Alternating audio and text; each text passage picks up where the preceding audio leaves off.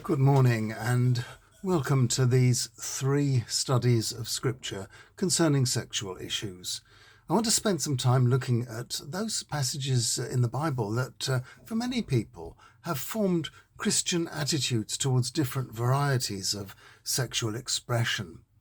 This is my response to our Lent course and the widespread discontent with the way it really avoided speaking about these statements in the Bible. In my view, the best way to deal with this is to look the Bible texts in the face without fear. And I will begin with my first talk looking at the Old Testament laws about sex and marriage. Later in the second and third talks, I'll look at the texts from the New Testament, first in St. Paul and then in the Gospels. Now, looking at the Old Testament, I am going to preface what I say with a clear statement that Christians are not bound by the strictures and the minutiae of the books of Moses. Jesus freed us from that by simplifying the 600-odd laws to just 2. Love God and love your neighbour. That's why Christians don't have Saturday as their holy day, and why we can eat a bacon sandwich or a prawn cocktail without a guilty conscience. We don't obey the laws that forbid such delicious and helpful things. Also remember that St. Paul said that the old law brought guilt and sin into places where it had not been before the law was written. The law brings condemnation and death. The Spirit brings forgiveness and love and peace. If you have any doubts about this, please find a good translation of Romans chapters 7 and 8 and read them slowly and with attention. Christians are not bound by the laws of Moses. We are bound by the love which comes from God, which we are encouraged to imitate and to share with others in the church and in the world. So let's get down to it. What does the law of Moses say about these things? We will have to dig deep because some of the Hebrew words and sentence structures have nuanced meanings. Ask any rabbi. You can find what is prohibited in Leviticus 18, and the punishments attached are there in Leviticus chapter 20. Leviticus chapter 18, verses 6 to 19, is all about not revealing the naked bodies of your near relatives, presumably to remove any temptation to have sex with anyone except your spouse. Verse 18 says, you mustn't do that during a woman's monthly period. And then follows a short list of forbidden things that reads like this. You are not allowed to have sex with the wife of any of your relations. You must not make yourself unclean with her. You are not allowed to donate any of your children to be sacrificed to Molech. That would profane the name of your God. I am who I am. You are not allowed to have sex with a man as with a woman. That is abominable. You are not allowed to have sex with an animal. That would make you unclean. Women, too, are not allowed to give themselves sexually to animals. That is perverted. The verse which says you must not lie with a man as with a woman seems clear, but people who know Hebrew better than I do say that the prohibition is not as absolute as it seems. What is forbidden, they say, is emasculating sodomy, i.e. a man forcing himself sexually on another man to take away his manliness by treating him like a woman. What is not forbidden is every kind of affectionate and loving contact between men. Expressions of female affections for one another are not prohibited here. They are not forbidden at all. Very often people bring up the problem of Sodom and Gomorrah, and I think I want to just get that out of the way quickly. The story of Sodom and Gomorrah in Genesis does not specify exactly what the sexual misdemeanors of the inhabitants of those cities were. The main thrust of the story is that whatever it was they did, they were forcing themselves sexually on others and not giving their victims the freedom to say no. Jewish commentators have always said that the sin of Sodom was that they lacked charity. In other words, they wanted sex on their own terms with you, whether you liked it or not. It was the Christians, much, much later, who defined the sin of Sodom as homosexual rape.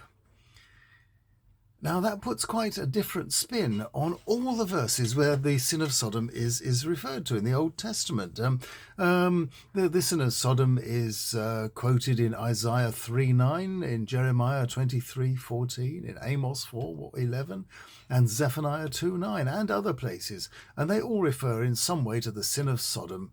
Christians who have read all of these then jumped to the conclusion that they were condemnations of male homosexuality, and they now have to think again, because in Jewish thought, the sin of Sodom was not having the charity, the humanity, to take the trouble to get consent, the consent of their sexual partners, and not caring about the welfare or the feelings of their victims. On the other hand, in the Old Testament, there is affirmation of real love between men and between women in the Old Testament, if you care to look for it. Sex is not mentioned at all with regard to these relationships, but the relationships themselves are spoken of with approval. The two most prominent are those between David and Jonathan in 1 and 2 Samuel, and between Ruth and Naomi in the book of Ruth. When David discovers the dead body of his beloved Jonathan on the battlefield's hilltop, he writes a lament for him, which ends like this. That's 2 Samuel 1, 25-27. Jonathan is lying dead up there upon your hills.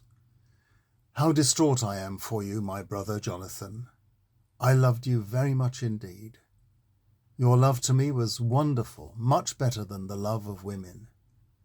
How the mighty have fallen. How ruined are the weapons of war. Scholars disagree, sometimes with a degree of fierceness, about whether David and Jonathan had a physical relationship. It all hinges on what better than the love of women might imply. But the closeness of their relationship and their love for one another cannot be doubted. Now, the closeness of the relationship between Ruth and her mother-in-law Naomi is sometimes seen in a similar light. The quotation most frequently used is this, Ruth chapter 1, verses 15-18. Naomi said, "Look, your sister-in-law has gone back to her people and to her gods. You should do the same as her." But Ruth said, "Please don't pressure me to leave you. Don't make me turn back from following you. Where you go, I will go. Where you live, I will live. Your people will be my people, and your God my God. Where you die, I will die, and I will be buried there. May the Lord do all of this to me, and more as well, if even death should part me from you." When Naomi saw that she was determined to go with her, she said no more to her. Well, those who use such a passage to assert a sexual relationship between Ruth and Naomi are, I think, not paying attention to the context this story is addressing. These words were not written to support same-sex relationships between women. They were written to assert that it is entirely possible for foreign women to become Jewish wives, in opposition to the generally racist attitudes of the time forbidding Jewish men from marrying foreign wives. But incidentally, they do assert, in very emotional language, the possibility of real love between women. There is, however, no text at all in the Old Testament that explicitly condemns lesbianism. By the time the New Testament starts to be written, Sodom and Gomorrah have become a byword for sexual deviance And in the little letter of Jude, we catch the writer in chapter 1, verses 7 to 8, saying this: Sodom and Gomorrah and the neighbouring cities were just like them. They indulged in illicit sex and pursued it in abnormal ways. I'm using this as an example. They suffered the punishment of eternal fire. In this, the word for illicit sex is clear enough, but what follows is literally having gone after other flesh, which is pretty vague really, and sounds much worse in most translations than it actually is in the original Greek. It could simply mean sleeping around, or it could equally mean taking part in any kind of deviant sexual practice. We can't tell from this what was actually in the writer's mind, even though we might imagine it. So let's leave the Old Testament and Sodom behind us now, and let's look at what the New Testament has to offer. Obviously, the Old Testament had an effect on the New. St. Paul and St. Matthew show this influence most clearly. St. Paul wants us to know that how it used to be is not how it is now, because the ancient law made everyone guilty before God, whereas Jesus Christ has shown us God as a loving and forgiving God. If we are all sinners, then on what grounds do we call anyone unacceptable to God, who is now shown to love sinners and wishes to save them? So we'll continue tomorrow.